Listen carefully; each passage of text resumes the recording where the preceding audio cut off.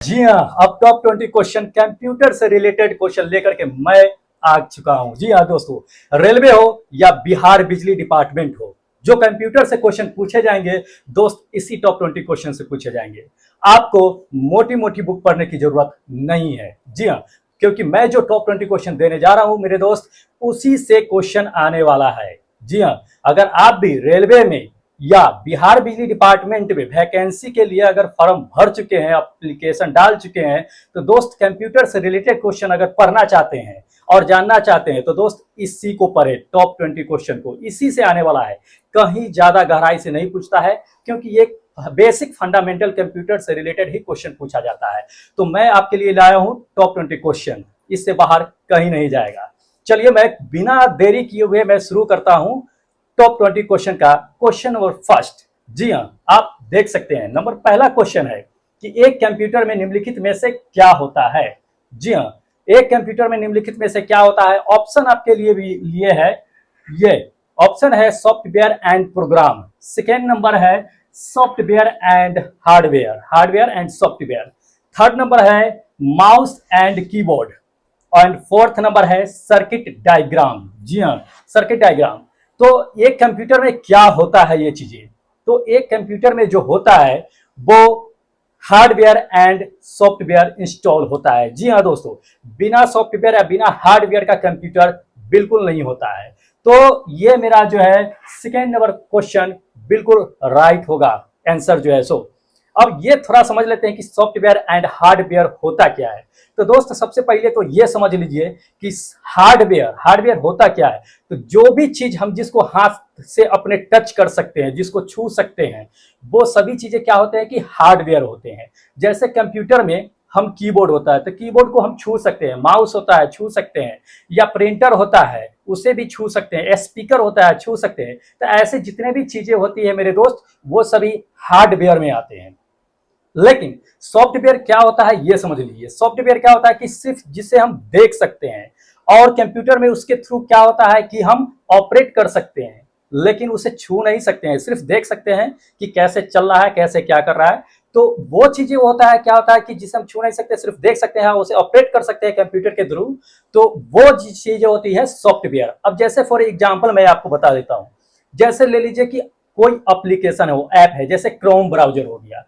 तो Chrome browser क्या होता है कि एक सॉफ्टवेयर है, उसे हम छू नहीं सकते। कभी क्रोम ब्राउजर को आप छू करके देखे हो? कभी नहीं। सिर्फ क्या करते हैं कंप्यूटर में उसे ऑपरेट करते हुए उसको चलाते हैं, तो ये सॉफ्टवेयर हो गया। या अमेजन का ऐप देख लो, शॉपिंग ऐप है, या फ्री फायर गेम जो आप खेलते हो, या पबजी हो गया वो आप खेलते हो। तो ये सभी क्या है, बहुत सारे एडिटिंग ऐप भी होते हैं जो आजकल लोग वीडियो बनाने के लिए यूज करते हैं। तो वो सभी क्या होता है कि एक सॉफ्टवेयर होता है। एक कंप्यूटर में सॉफ्टवेयर और हार्डवेयर दोनों होता है, बिना इसके कंप्यूटर कचरा का ढेर माना जाता है। जी हाँ दोस्त, तो कंप्यूटर सॉफ्टवेयर और हार्डवेयर दोनों से मिलकर के ही चलता है, उसके बिना कंप्यूटर बिल्कुल अधूरा है, कचरा के समान है। तो ये बी नंबर मेरा ऑप्शन सही है कि एक कंप्यूटर में हार्डवेयर एंड सॉफ्टवेयर दोनों होते हैं। सेकेंड नंबर क्वेश्चन में हम लोग चलते हैं कि कंप्यूटर का तंत्र का मस्तिष्क क्या है। देख लीजिए इसमें, तो ये बहुत इंपॉर्टेंट क्वेश्चन है और कितना बार ये एग्जाम में पूछा भी जा चुका है कि एक कंप्यूटर, या ये इस तरीका से आता है कि कंप्यूटर का मस्तिष्क किसे कहते हैं, ब्रेन किसे कहते हैं। ऑप्शन देख लीजिए, ऑप्शन में है आपका एएलयू, दूसरा है मेमोरी, तीसरा है सीपीयू, और चौथा है कंट्रोल यूनिट। जी हाँ, अब इसमें कंप्यूटर का ब्रेन किसे कहा जाता है, तो कंप्यूटर का ब्रेन जो होता है वो उसे सीपीयू को कहा जाता है। जी हाँ मेरे दोस्त, कंप्यूटर का ब्रेन सीपीयू को कहा जाता है। अब ये समझ लीजिए कि एएलयू होता क्या है। तो दोस्त एएलयू का फुल फॉर्म जो होता है अर्थमेटिक लॉजिक यूनिट होता है।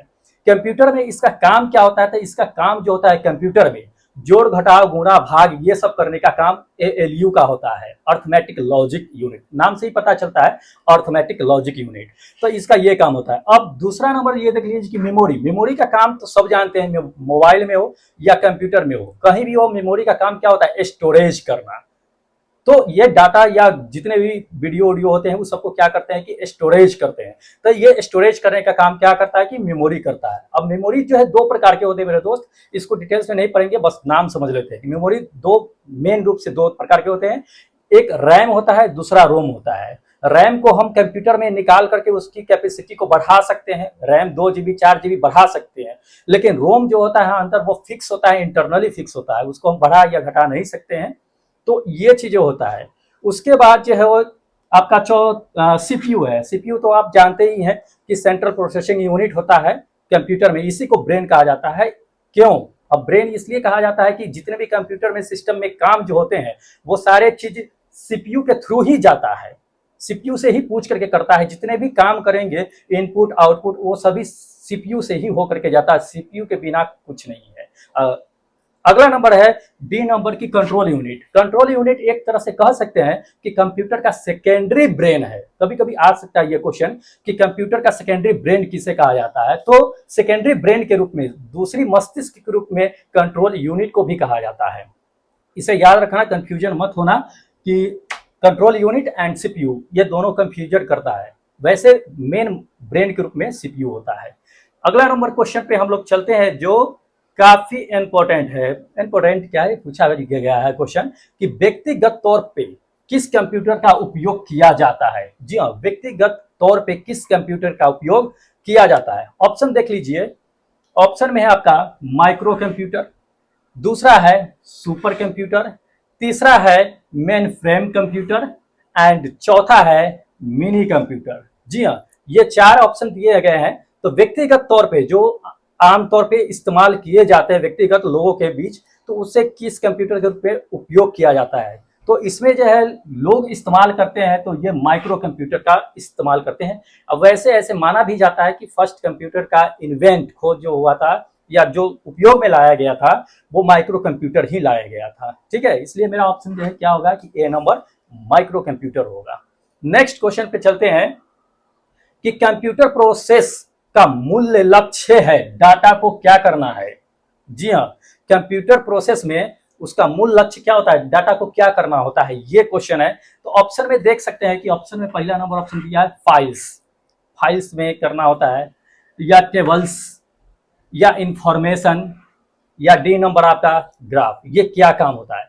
तो एक कंप्यूटर का प्रोसेस का काम क्या होता है, एक कंप्यूटर का प्रोसेस का काम ये होता है कि उसको इंफॉर्मेशन करना है, इन्फॉर्म करने का काम होता है। ठीक है, तो ये मेरा जो ऑप्शन होगा वो सी नंबर ऑप्शन सही होगा कि इंफॉर्मेशन का काम एक कंप्यूटर का मेन एम होता है करने का। ठीक है, अगले नंबर क्वेश्चन पे हम लोग चलते हैं कि कंप्यूटर की प्रथम पीढ़ी कब हुई थी, कब से कब तक की हुई थी, ये जानना है कि कंप्यूटर की प्रथम पीढ़ी जो फर्स्ट जनरेशन आया था वो कब से कब के बीच आया था, वो चीजें। ऑप्शन देख लेते हैं। ऑप्शन नंबर फर्स्ट में है आपका कि 1956 से 1965 के बीच। सेकेंड नंबर है 1946 से 1959। सी नंबर क्वेश्चन ऑप्शन है मेरा कि 1942 से 1950 और डी नंबर है 1950 से 1965। जी हाँ दोस्त, तो इसमें कंप्यूटर का फर्स्ट जनरेशन जो आया था दोस्त वो आया था 1946 से 1959 के बीच। जी हाँ, इसलिए करेक्ट आंसर जो होगा वो मेरा बी नंबर होगा। ठीक है, ये याद रखना कि फर्स्ट जनरेशन किसके बीच इन्वेंट हुआ था। तो ये ऑप्शन जो है मेरा बी नंबर सही है। अगले नंबर क्वेश्चन पे चलते हैं कि कंप्यूटर में एसी करंट को डीसी करंट में बदलने का काम कौन करता है। जी हाँ, बहुत इंपॉर्टेंट क्वेश्चन है और कितना बार ये एग्जाम में पूछा भी गया है ये क्वेश्चन, और लोग कंफ्यूज भी हो जाते हैं इस चीज में। तो आते हैं हम लोग, जैसे कि ऑप्शन में देख लेते हैं इन्वर्टर, पहला इन्वर्टर है, दूसरा यूपीएस है, और तीसरा पावर सप्लाई एसएमपीएस है, और चौथा जो है इनमें से कोई नहीं है, मतलब उपयुक्त में से कोई नहीं है। तो ये जानना है कि एक कंप्यूटर में एसी को डीसी करंट में बदलने का काम कौन करता है। जी हाँ, तो सबसे पहले तो जान लीजिए कि इन्वर्टर, इन्वर्टर क्या होता है। तो हम लोग घर में इस्तेमाल करते हैं इन्वर्टर। इन्वर्टर क्या होता है, बैटरी से जोड़ करके हम घर में बिजली को दौड़ाते हैं। तो ये क्या होता है, इन्वर्टर का काम बैटरी से घर में बिजली दौड़ाते हैं और सारे बल्ब, पंखा, टीवी, एसी, फ्रिज जो भी होते हैं चलाते हैं। तो बैटरी क्या करता है, बैटरी तो डीसी है, डीसी को वो एसी में कन्वर्ट करता है। तो यहां समझ लीजिए कि इन्वर्टर का काम जो होता है वो डीसी से एसी कन्वर्ट करने का काम होता है। लेकिन क्वेश्चन क्या कर रहा है, क्वेश्चन कर रहा है एसी को डीसी में कन्वर्ट करने का काम। तो एसी को डीसी में कन्वर्ट कौन करता है, तो इन्वर्टर तो पहला नंबर ये होगा नहीं, बिल्कुल नहीं होगा। दूसरे नंबर पे यूपीएस चलते हैं। यूपीएस में कहता है कि यूपीएस, तो यूपीएस क्या है कि यूपीएस एक पावर सप्लाई होता है, जो क्या होता है अनलिमिटेड पावर सप्लाई, बिना कटे हुए वो आगे पावर को क्या करता रहता है कि भेजते रहता है, चाहे वो डीसी हो चाहे एसी हो, ठीक है, उसको क्या करता है यूपीएस पावर सप्लाई भेजते रहता है। तो ये तो बिल्कुल नहीं होगा ये। अब बच गया डी नंबर, डी नंबर तो ये नहीं, तो मेरा ऑप्शन क्या होगा ये, तो मेरा C number SMPS correct answer होगा। अब समझ लीजिए कि एसएमपीएस का आखिर फुल फॉर्म क्या होता है, कभी कभी क्वेश्चन पूछ देता है कि एसएमपीएस का फुल फॉर्म क्या होता है, तो switch mode power supply, switch mode power supply होता है, जो क्या करता है कि एसएमपीएस एसी को डीसी में कन्वर्ट करने का काम करता है। और एक ऑप्शन सही होगा, एक और इसी तरह से पूछता है, जो आपको मैं बता देता हूं कि रेक्टिफायर, रेक्टिफायर होता है जो क्या काम करता है, वो भी एसी को डीसी में कन्वर्ट करने का काम करता है। जी हाँ, रेक्टिफायर याद रहे। आगे नंबर क्वेश्चन पे हम लोग चलते हैं, जो इंपॉर्टेंट है और कितना बार भी पूछा गया, बहुत सिंपल क्वेश्चन है जो पूछता है बार बार। पहला नंबर इसमें दे दिया क्वेश्चन को, देखिएगा 7th नंबर क्वेश्चन में कि रैंडम एक्सेस मेमोरी यानी कि रैम डैश प्रकार की मेवा है, ठीक है। तो ये रैंडम एक्सेस मेमोरी किस प्रकार का मेमोरी है ये जानना है। तो आपको मैंने बताया था कि मेमोरी जो रैम होता है उसको हम निकाल करके क्या करते हैं कि इंक्रीज कर सकते हैं कंप्यूटर की कैपेसिटी को। हम कंप्यूटर के बारे में पढ़ रहे हैं, कंप्यूटर से जानना है मुझे, ना कि मोबाइल के बारे में अभी जानना है। तो कंप्यूटर में क्या होता है कि रैम को निकाल के कि हम 2 GB 4 GB 6 GB 8 GB हम उसको इंक्रीज कर सकते हैं। तो ये तो अस्थायी होता नहीं है, बिल्कुल अस्थायी होता है, जब चाहे तो हम निकाल कर हम इंक्रीज कर सकते हैं रैम को, ठीक है दोस्त। तो ये मेरा जो है यहाँ ऑप्शन में दे दिया है कि अस्थायी होता है, तो अस्थायी परमानेंट तो होता नहीं है, बिल्कुल नहीं होता है। टेम्परेरी होता है तो बिल्कुल टेम्परेरी ही होता है, अस्थायी होता है, ठीक है। अगले नंबर क्वेश्चन पे हम लोग चलते हैं। 8 नंबर क्वेश्चन में है कि कंप्यूटर में अस्थायी मेमोरी के लिए किन वस्तुओं का इस्तेमाल किया जाता है। जी हाँ, एक परमानेंट मेमोरी बनाने के लिए किसका उपयोग किया जाता है।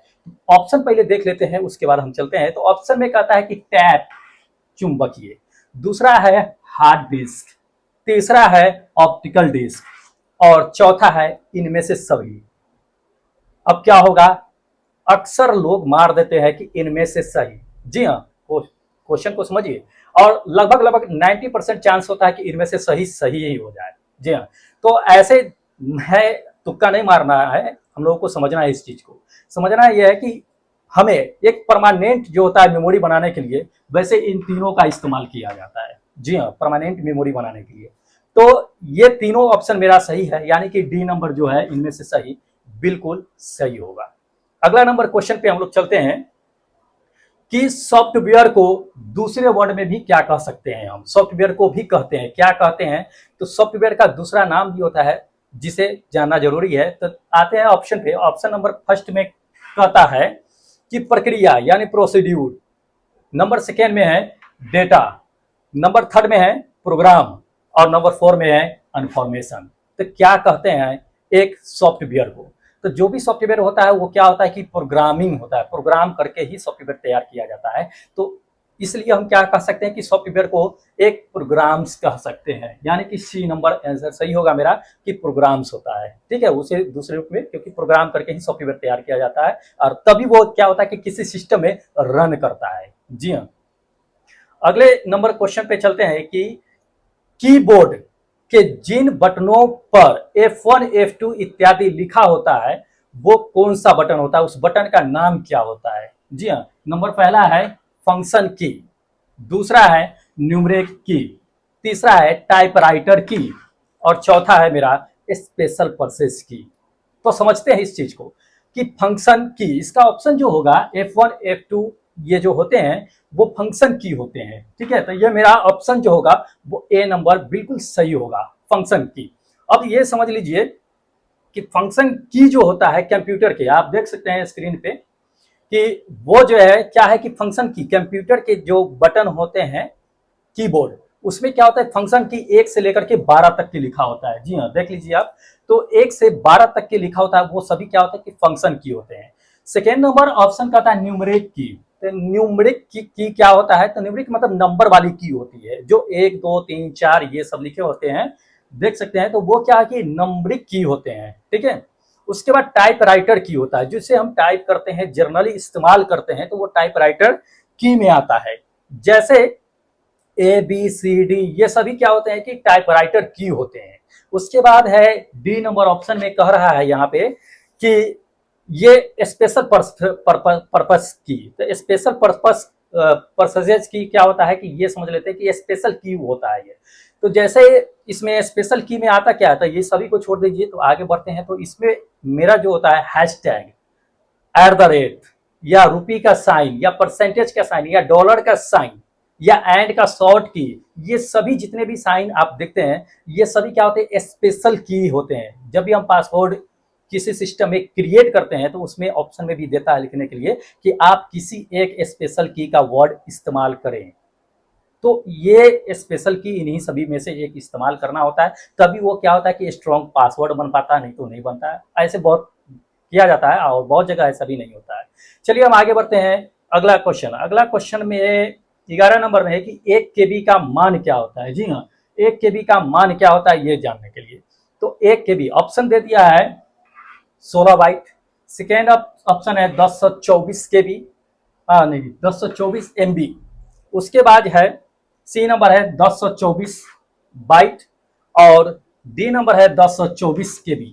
तो अब ये देखना है कि ऑप्शन है क्या 1 KB। तो इस ऑप्शन को चुनने से पहले हम थोड़ा जान लेते हैं कि इसमें बढ़ते क्रम में जैसे कैपेसिटी होती है तो उसको बढ़ते क्रम में हम अगर सजाते हैं तो सबसे बड़े रूप में हम टीबी को लेते हैं, मतलब टेराबाइट को। देख लीजिए, तो सबसे पहले हम क्या करते हैं कि टेराबाइट को लेते हैं। टेराबाइट से छोटा जो होता है वो जीबी में होता है। जीबी से छोटा क्या होता है, जीबी से छोटा एमबी होता है। एमबी से छोटा क्या होता है, केबी होता है। केबी से छोटा जो होता है वो बाइट होता है। तो इसके भी समझिए, ये कभी कभी क्या होता है कि बढ़ते क्रम में या घटते क्रम में सजाने के लिए भी आपको एग्जाम में दे सकता है क्वेश्चन। तो इसे समझना बहुत जरूरी है, इंपॉर्टेंट भी है।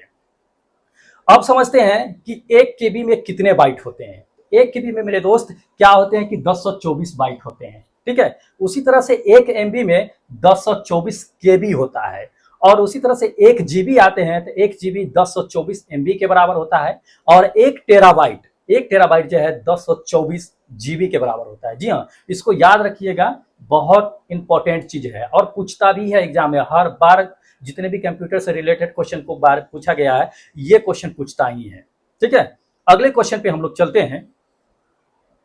अगला क्वेश्चन है कि FDD कनेक्टर में कितने पिन होते हैं। जी हाँ, FDD में कितने पिन होते हैं तो ये जान लीजिए कि FDD में कितने पिन होते हैं। ऑप्शन मेरा है 40, 20, 34 और उपयुक्त में से कोई नहीं। FDD का फोटो आपको दिखाते हैं, देखिए ये FDD का फोटो है। इसमें जो होते हैं कनेक्टर का पिन जो होता है वो 34 होता है कनेक्टर। जी हाँ, तो ये मेरा ऑप्शन क्या होगा कि 34 कनेक्टर, ये सही होगा। तो अगला नंबर क्वेश्चन पे पहुंचते हैं। 13 नंबर क्वेश्चन कहता है कि कंप्यूटर के अन्य सभी कंपोनेंट की गतिविधि को कोऑर्डिनेट करने वाला सीपीयू का भाग डैश है। तो ये जानना है तो ऑप्शन नंबर देख लेते हैं। ऑप्शन में दे दिया है मदरबोर्ड, सेकेंड में दे दिया है कोऑर्डिनेशन बोर्ड, थर्ड नंबर दे दिया है control unit and fourth number दे दिया है अर्थमेटिक लॉजिक यूनिट। तो ये समझना है कि जो कंप्यूटर में कोऑर्डिनेट करने के लिए होता है वो कौन सा भाग होता है इसमें। तो आपको इससे पहले मैंने बताया कि सीपीयू के बाद जो है सेकेंड ब्रेन के रूप में किसका इस्तेमाल करते हैं हम लोग, कंट्रोल यूनिट का, ठीक है। तो कंट्रोल यूनिट ही गतिविधि को क्या करता है, कंट्रोल करने का काम करता है वो सीपीयू के बाद। तो ये मेरा जो है ऑप्शन क्या होगा कि सी नंबर जो ऑप्शन होगा ये सही होगा, कंट्रोल यूनिट। अगले नंबर क्वेश्चन पे चलते हैं कि दो डिवाइस को जोड़ने का तरीका क्या कहलाता है। हाँ, तो ये दो डिवाइस है, दो डिवाइस को अगर हमको जोड़ना है तो वो क्या कहलाता है कंप्यूटर के भाषा में।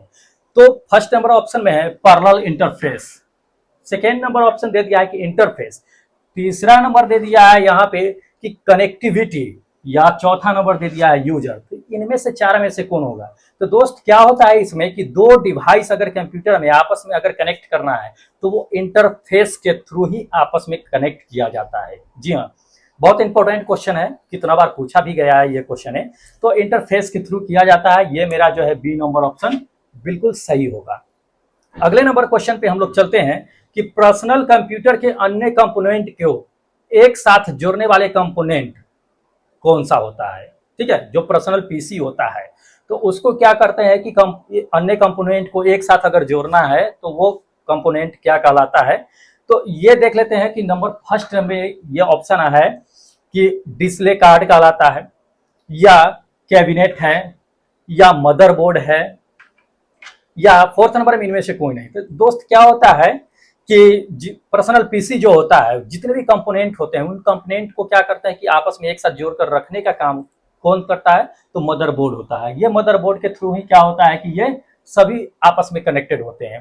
ठीक है, तो ये मदरबोर्ड मेरा क्या होगा, सही होगा। अगले नंबर पे चलते हैं कि सबसे तेज कंप्यूटर कौन सा है। जी हाँ, देख सकते हैं सबसे तेज कंप्यूटर कौन सा है।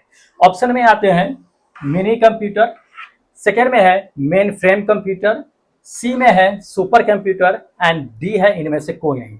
तो नाम से ही पता चलता है, ऑप्शन आप खुद बता सकते हैं कि इनमें से सबसे फास्ट चलने वाला कंप्यूटर कौन होगा। नाम से ही पता चलता है। मुझे पता है आप क्या सोच रहे हो। जी हाँ, आप बिल्कुल सही सोच रहे हो। C number super computer, super मतलब फास्ट, ये सबसे फास्ट चलने वाला, इसलिए नाम इसका सुपर कंप्यूटर दिया गया है। ठीक है, 17 नंबर क्वेश्चन पे चलते हैं कि कौन सी मेमोरी महंगी होती है, यानी कॉस्टली होती है। जी हाँ, आप जाइएगा मार्केट खरीदने तो सबसे ज्यादा कॉस्टली यही मिलता है मेमोरी, इससे ज्यादा महंगी कोई मेमोरी नहीं होती है। ऑप्शन देख लेते हैं और पता करते हैं कि वो कौन सा मेमोरी है जो सबसे ज्यादा कॉस्टली मिलता है। जी हाँ, नंबर फर्स्ट में है गतिज मेमोरी, नंबर सेकेंड है रैम, सी नंबर है कैश मेमोरी, और डी नंबर है स्थितिज मेमोरी। अब इसमें हमें देखना है कि कौन सा सबसे क्या होता है कि महंगी मेमोरी होती है। तो दोस्त, सबसे महंगी मेमोरी जो मिलती है मार्केट में वो कैश मेमोरी मिलती है। जी हाँ, सी नंबर कैश मेमोरी मिलती है। यही मेमोरी क्या होता है कि बहुत कॉस्टली होता है। अब कॉस्टली इसलिए होता है कि एक तरह से इसको क्या कहते हैं कि फास्ट स्पीड वर्क वाली मेमोरी कहा जाता है, बहुत फास्ट काम करता है ये। ठीक है, और इसका साइज जो है बहुत छोटा होता है, बिल्कुल छोटा सा होता है, और काम इतना फास्ट करता है कैश मेमोरी। ठीक है, सभी डाटा को स्टोर नहीं कर सकता है, मतलब इसमें डाटा स्टोर नहीं रहता है। मतलब कहिए कि एक तरह से अगर कंप्यूटर में लगा हुआ है तो कंप्यूटर के ऑफ होते ही सारा डाटा क्या होता है कि ऑटोमेटिक डिलीट हो जाता है इससे। ठीक है, इतना फास्ट ये काम करता है, और इसको सीपीयू मेमोरी के नाम से भी जाना जाता है। ठीक है, अगर कभी आए कि ऑप्शन में ये भी आता है, क्वेश्चन में आता है कि सीपीयू मेमोरी के रूप में किसे जानते हैं, तो याद रखिएगा कैश मेमोरी है। कैश मेमोरी को ही क्या करते हैं हम लोग कि वो मेमोरी कहते हैं। ठीक है, अब अगला नंबर क्वेश्चन देख सकते हैं इसमें 18 नंबर में कि ये नंबर दे दिया है, इस नंबर जो 8 बिट्स का समूह होता है वो क्या कहलाता है। देख सकते हैं ये, तो ये क्या कहलाता है। नंबर पहला देख लेते हैं। नंबर पहला है निबल, दूसरा में है बाइट, और तीसरा में है बिट, और चौथा में है रोबोट। तो ये क्या कहलाता है। तो मेरे दोस्त, जो 8 बिट्स का समूह जो होता है उसको बाइट बोलते हैं। ठीक है, बाइट बोलते हैं। ये बी नंबर मेरा सही है। और निबल जो होता है हाफ बाइट होता है, तो निबल इसे ये हाफ बाइट के नाम से जाना जाता है, तो इसको याद रखिएगा। चलते हैं अगले 19 नंबर क्वेश्चन पे कि गणना करने वाला सबसे पुराना उपकरण कौन सा है। जी हाँ, गणना मतलब काउंटिंग करने वाला सबसे पुराना जो उपकरण है वो कौन सा है। नंबर पहला आते हैं अबेकस, बहुत इंपॉर्टेंट है क्वेश्चन। दूसरा है, इसमें देख सकते हैं कि एनालिटिक इंजन, तीसरा है डिफरेंस इंजन, और चौथा है इनमें से कोई नहीं। तो ये बहुत इंपॉर्टेंट क्वेश्चन है, बहुत कितना बार पूछा भी गया है ये चीजें, तो इसे हमें याद रखना है कि गणना करने वाले सबसे पुराना उपकरण जो होता है वो अबाकस होता है, अबेकस। हाँ, अबेकस होता है, इसको याद रखिएगा, बहुत बार पूछा भी गया है ये क्वेश्चन, बहुत इंपॉर्टेंट है। लास्ट क्वेश्चन हम लोग चलते हैं टी टॉप 20 क्वेश्चन के लास्ट क्वेश्चन पे आते हैं कि 8 बिट डाटा एक साथ ट्रांसफर किया जा सकता है या ट्रांसमिट किया जा सकता है, वो किसके थ्रू होता है, किसके द्वारा किया जा सकता है 8 बिट का डाटा। तो ऑप्शन में आते हैं, इसमें देख सकते हैं, इसमें दिया हुआ है कि सीरियल इंटरफेस के द्वारा, सेकेंड नंबर है पैरेलल इंटरफेस के द्वारा, सी नंबर में है यानी थर्ड नंबर में फायर वायर के द्वारा, या डी नंबर इनमें से कोई नहीं। तो दोस्त, ये जो है 8 बिट का जो डाटा होता है उसको अगर एक साथ हमें ट्रांसफर करना है तो उसको जो है क्या करते हैं कि पैरेलली हम क्या करते हैं कि इंटरफेस के द्वारा, इंटरफेस तो जानते हैं कि कनेक्टेड होता है, तो पैरेलली कनेक्ट करके इंटरफेस के द्वारा क्या कहते हैं कि उसको 8 बिट का जो डाटा होता है उसको एक साथ ट्रांसफर किया जाता है। तो ये मेरा बी नंबर जो है क्या होगा कि सही ऑप्शन होगा। तो ये रहा मेरा टॉप 20 क्वेश्चन दोस्त। इसी से टॉप 20 क्वेश्चन आने वाला है कंप्यूटर से रिलेटेड आरआरबी टेक्नीशियन या बिजली विभाग जो होने वाली है एग्जाम, उसमें अगर आप भी इसकी तैयारी कर रहे हैं तो ये मेरे साथ जुड़िए और मेरे चैनल को सब्सक्राइब कीजिए और बने रहिए मेरे साथ, क्योंकि पर डे मैं आपके लिए लेकर के आता हूं टॉप 20 क्वेश्चन जिससे एग्जाम में आने वाली होती है क्वेश्चन। जी हाँ दोस्तों, इसमें से ही आएगा क्वेश्चन, आपको मोटी मोटी बुक पढ़ने की जरूरत बिल्कुल नहीं पड़ेगी। आप मेरे साथ बने रहिए। आपको 10 मिनट या 20 मिनट आप कहीं दूसरे जगह अगर टाइम दे रहे हो मूवी देखने में, रील्स देखने में, अगर आप अपने मुकाम तक पहुंचना चाहते हैं, अपने सपनों को पूरा करना चाहते हैं मेरे दोस्त, तो आप टॉप 20 क्वेश्चंस के साथ जुड़े रहिए। ज्यादा वक्त नहीं लगता है, टॉप 20 कुछ देर लगता है, आप देख सकते हैं और अपने मुकाम को हासिल कर सकते हैं, अपने सपनों को साकार कर सकते हैं। तो ठीक है दोस्त, अगले बार फिर मिलते हैं हम एक नए टॉप 20 क्वेश्चन के साथ। तब तक जय हिंद दोस्तों।